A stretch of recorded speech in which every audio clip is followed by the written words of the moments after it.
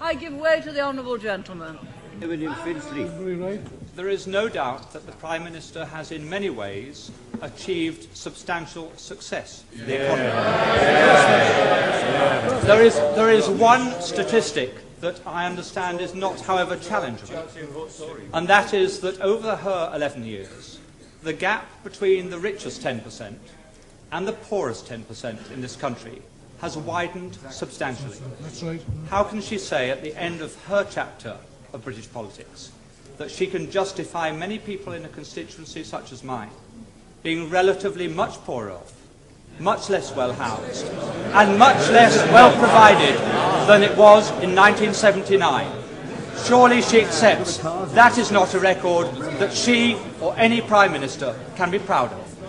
Mr. Speaker, all levels of income are better off than they were in 1979.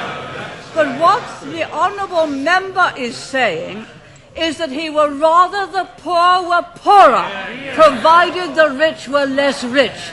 That way you will never create the wealth for better social services as we have. And what a policy! Yes, he would rather have the poor poorer, provided the rich were less rich.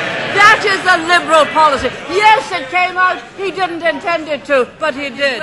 I give way to the honourable gentleman. I'm extremely grateful.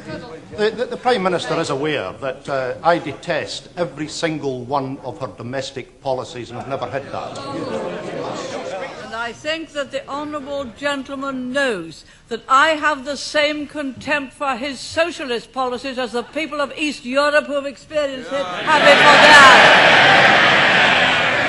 I think I must have hit the right nail on the head when I pointed out that the logic of those policies are they'd rather have the poor poorer. Once they start to talk about the gap, they'd rather the gap was that. Down here. That. Not that. But that. So long as the gap is smaller, they'd rather have the poor poorer. You do not create wealth and opportunity that way. You do not create a property-owning democracy that way.